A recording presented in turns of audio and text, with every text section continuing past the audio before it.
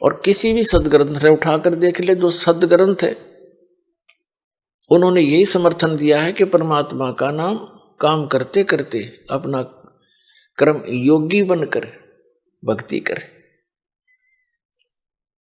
और काम छोड़कर बैठ गया तो तेरा निर्वाह कैसे होगा, गीता में यहां तक कहा है। तो अब वो मार्ग आपको मिल गया है, इसको स्वीकार करो और कल्याण करा लो, बहुत आसानी से बनेगी बात। अब क्या बताते हैं, परमात्मा के साथी हमारे चले गए, हम भी चालन हार, कोई कागज में बाकी रह रही, तात लगी है वार। पतझड़ आवत देख कर बन रोवे मन माही, ये ऊंची टहनी पात थे अब पीले हो जाए। पात झड़नता ये कहे सुन भई तरवर राय, अब के बिछुड़े नहीं मिले ना जाने कहां गिरेंगे जाए।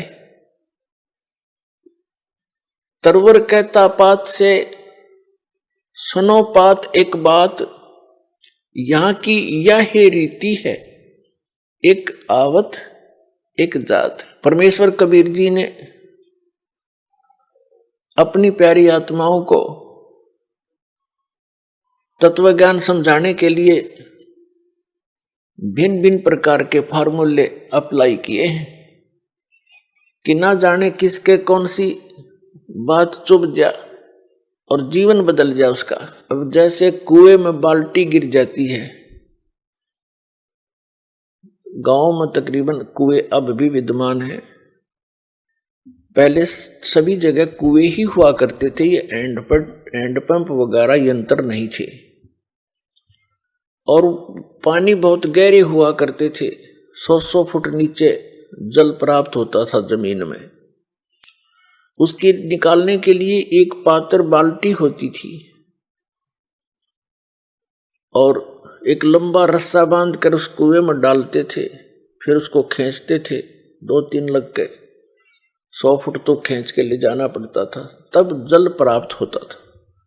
और कभी वो बाल्टी टूटकर, रस्सी टूटकर बाल्टी कुएं में गिर जाती थी। उसको निकालने के लिए क्या फार्मूले अपना रखे थे कि 15, 16, 20 हुक इकट्ठे बांधकर उल्टे सुलटे नो करके ऐसे करके उनको रस्सी से बांधकर गुच्छा सा बनाकर और कुएं में डाला जाता था और ऐसे घुमाते थे तो वो बाल्टी एक हुक में उलझ जाती थी, इसको बाहर खींच लेती थी। वैसे तो एक हुक भी पर्याप्त था उसको निकालने के लिए, लेकिन ज्यादा इसलिए डाले जाते हैं कि एक तो इधर उधर घूम जावे, ना लगे उसके कितने फटना हुआ, उड़ जाए नहीं। और 20-22 ऐसे डाल दिए, कोई से मत उड़ जाएगी वह, तो पुण्यात्माओं उलझिर वो बाहर आई।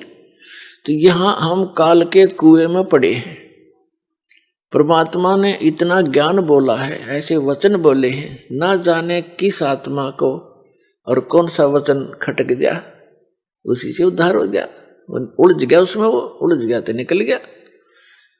तो क्या बताते हैं, जब पतझड़ आते हैं, बसंत ऋतु प्रारंभ होती है, कहते हैं सभी वृक्षों के पत्ते पीले होकर गिर जाते हैं। ये समझो कि जब,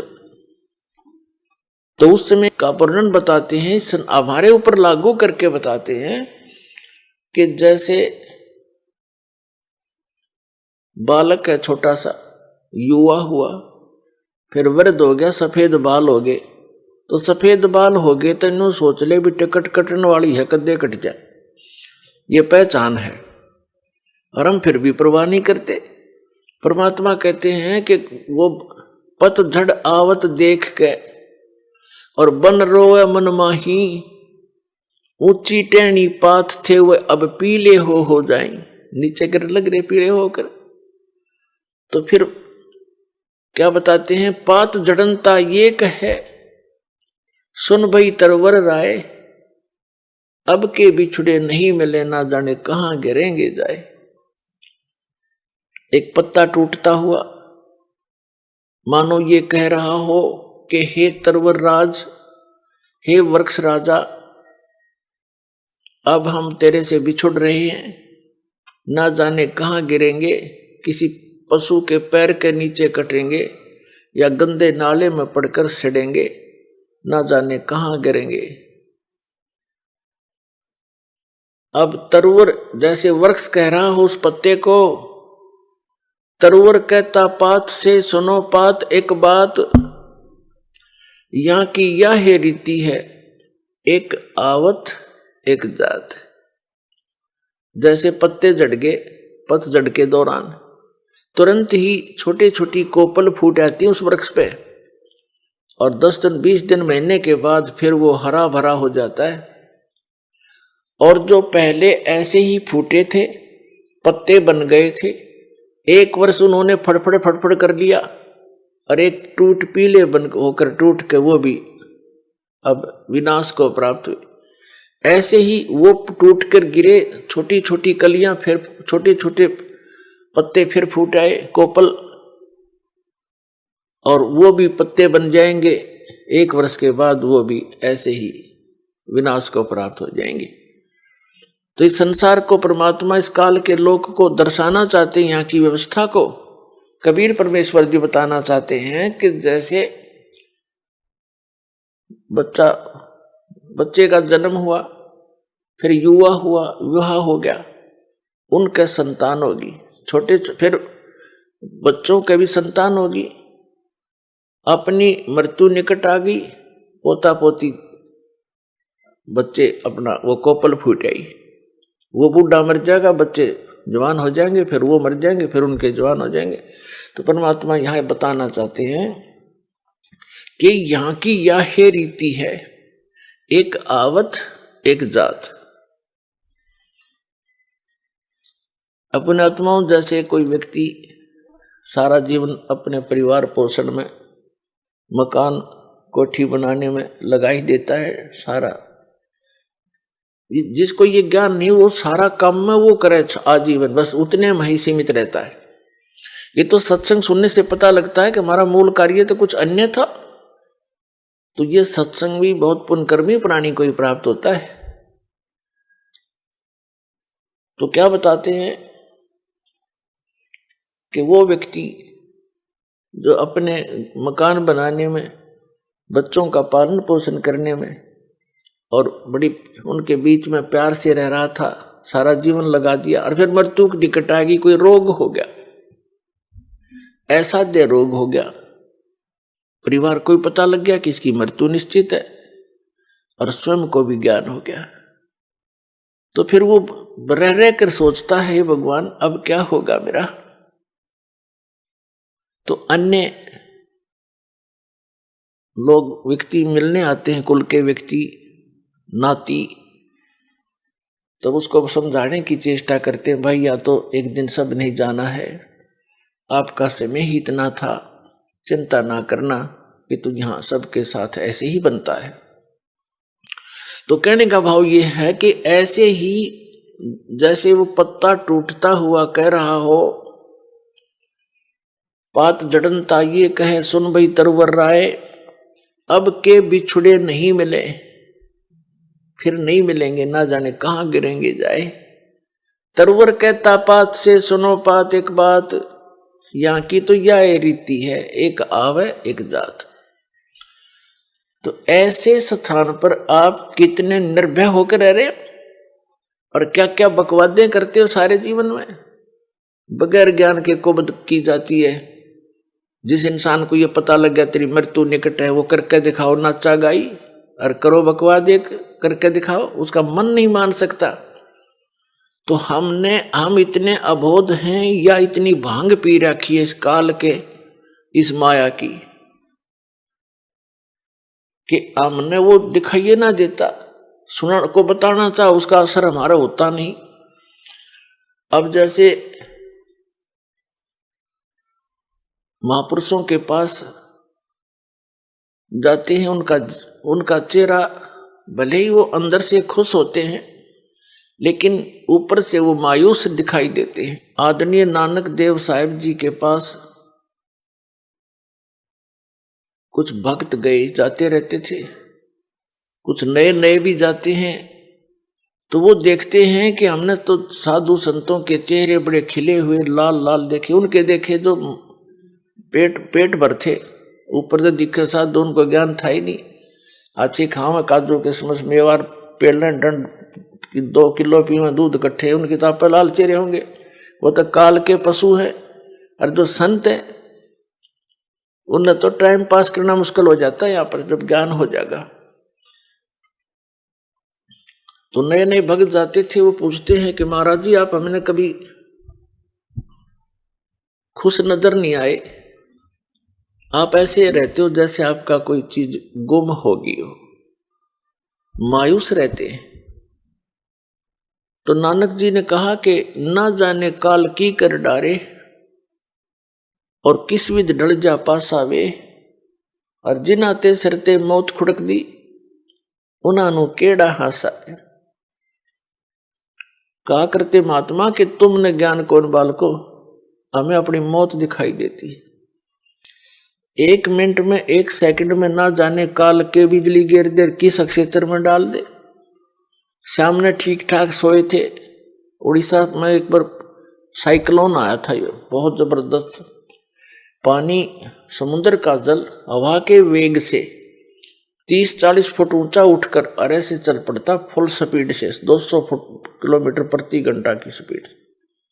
और वो इतना प्रेशर से चलता है, जिस क्षेत्र में से गुजरता है उनके मकान मकान सबको तहस नहस कर, और जो जितने भी उसके अंदर होते हैं सभी पानी में डूबकर मर जाते हैं। उनको कहीं इधर उधर जाने का समय नहीं मिलता। और वो सभी इसी तरह लगे हुए थे जैसे शेष बच्चे भी लग रहे हैं, ये कर दूंगा वो कर दूंगा फलाना कर दूंगा उस पर ऐसे कर दूंगा, ये कोठी बनाऊंगा। जो बनाना था वो प्रारंभ भी नहीं कर पाते, ये करना था जो भक्ति करो परमात्मा ने याद रखो, और समर्थ की शरण में आने से ये आपदाएं भी टला करती हैं। तो क्या बताते हैं, ना जाने काल की कर डारे किस विध ढल जा पासावे, और जिनाते सरते मौत खुड़क दी उन्होंने केड़ा हासावे। हमने तो भाई अपनी मौत दिखाई देती है, और ना जाने यहाँ क्या बिजली गिर जा, और इसलिए सावधानी बरत रहे। और वहां जाने की चिंता है कोई गलती ना हो जाए और फिर काल के जाल में फंसे रह जाए। फिर उन्होंने पूछा कि भक्तों ने पूछा क्या आप सदा ऐसे रहते हो, क्या आपको कभी खुशी नहीं होती? संतों की जो खुशी है वो आत्मिक होती है, ऊपर लोग दिखावा नहीं होता। नानक साहब जी कहते हैं साध मिले साढ़े शादी होंदी और विछड़ जा दिलगिरी वे, अख दे नानक सुनो जहाना मुश्किल हाल फकीरी वे। जब मुझे मेरे भक्त मेरे साध संगत आती है, सत्संग होता है, तो मेरी खुशी का ठिकाना नहीं होता। लेकिन वो दांदरे काट कर नहीं, अंदर से खुशी होती। साध मिले साढ़े शादी होंदी और विछड़ जा दिलगिरी वे, और जब ये चले जाते हैं भक्त तब मुझे दिलगिरी होती है और चिंता सताने लग जाती है। किस चीज की? कि इनको मुश्किल से मैंने लाइन पर लाया है, विकारों से रहित किया है। उस परमात्मा सचखंड में सतपुरुष को सतलोक को मैं जाकर के देखा है, उससे प्राप्त ज्ञान के आधार से मैं इनको ज्ञान दे रहा हूँ। क्योंकि आदरणीय नानक देव साहिब जी पहले हिंदू धर्म में जन्मे थे, श्री राम कृष्ण के कट्टर पुजारी थे, और ब्रजलाल पांडे के पास वो गीता पढ़ा करते थे, उनसे दीक्षा ले रखी थी। जब परमात्मा आए उनको सतलोक लेकर गए, सचखंड बेई नदी से एक साधु रूप में आए थे, जिंदा महात्मा के रूप में, परम अक्षर पुरुष सतपुरुष, और उनको साथ लेकर सतलोक गए सचखंड, फिर वापस छोड़ा था। 3 दिन तक वो अचेत कहीं गुप्त रखे थे, उनका शरीर आत्मा को लेकर गए थे। तो उन्होंने आकर जो भी उस मालिक से वार्ता हुई, जो भी उनका आदेश था कि ऐसे ऐसे इन पुण्यात्माओं को आप भक्ति मार्ग पर लाओ, मेरा ज्ञान बताओ, और इनको केवल इतना ही अभी स्टार्ट करना, जैसे पहली कक्षा के बालक को वो ABCD ही सिखाई जाती है, ए आ ईड़ा उड़ा ये सिखाए जाते हैं, इससे आगे वो ग्रहण भी नहीं कर सकता। तो उस समय भगत समाज की ये स्थिति थी कि एकदम एक समाज से हटकर अलग से कोई क्रिया करना कोई बालकों का खेल नहीं होता। पूरा हिंदू समाज विरोधी बन गया।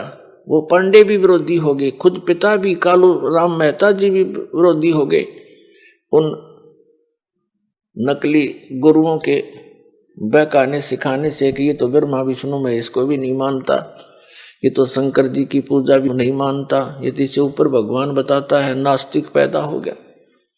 लेकिन उन्होंने परवाह नहीं करी, आंखों देख रहे, कौन माने उनको तुरुआ की बता। फिर जिसने आंखों देखा भगवान को सारा, तो इसलिए वेदों में वर्णित है कि वो सतपुरुष स्वयं आता है यहाँ, अपने अच्छी आत्मा को मिलता जो दृढ़ भक्त होते हैं, तो उसको अपने से परिचित कराता है, उनको उपदेश देता है। तो ये दृढ़ भक्त थे जिनको परमात्मा मिले। सारा समाज एक तरफ था, पूरा हिंदू समाज, और नानक साहिब जी एक तरफ थे, डगमग नहीं हुए। जितना भी मेहनत करी, खूब जगह जगह प्रचार किया, फिर प्रचार किया हुआ जो 10-12 वर्ष प्रचार किया उन्होंने, तो ऐसी बात नहीं कुछ एक व्यक्ति पुण्यात्मा उनके ज्ञान से परिचित हुए, लेकिन बहुत कम।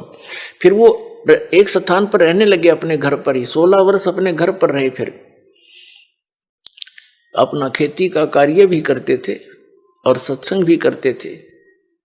तो भगत जन आने लगे, वहां सत्संग सुनने लगे। नानक साहब जी कह रहे थे कि भाई इनको मुश्किल से दिशा दी है, और जब ये यहां से जाते हैं सत्संग सुनकर, मुझे इनकी चिंता सताने लग जाती है कि कोई काल का दूत इनको फिर से भ्रमित ना कर दे, परमात्मा के बच्चों को फसल में कोई कीड़ा ना लग जा।